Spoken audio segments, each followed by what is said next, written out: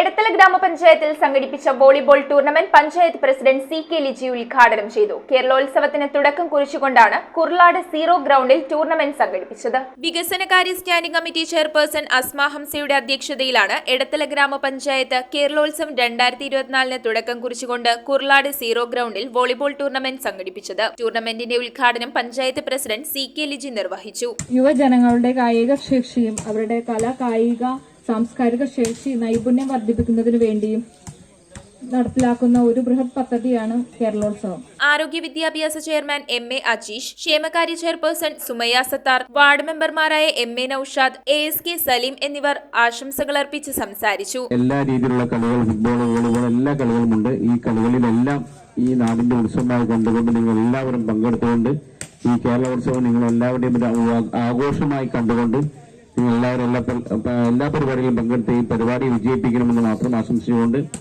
എത്തിയിരിക്കുന്ന എല്ലാ കളിക്കാർക്കും എല്ലാവിധ വിജയാശംസകളും നിർത്തുന്നു. സീറോ ക്ലബിന്റെ പ്രസിഡന്റ് കെ.എം. നവാസ് ചടങ്ങിൽ നന്ദി രേഖപ്പെടുത്തി. News bureau, Aluva. Transparent, light weight, new design, traditional design, അങ്ങനെ നമുക്ക് ഇഷ്ടമുള്ളതൊക്കെ നോക്കിയെടുക്കാൻ എവിടെയാ സ്ഥലം? വാലറ്റ് ജുവലേഴ്സ്. നീ ആഗ്രഹിക്കുന്നതെല്ലാം ഇവിടെ കിട്ടും. വാലറ്റ് ജുവലേഴ്സ്. ഇനി സ്വർണം വാങ്ങാം ആലുവയിൽ തന്നെ.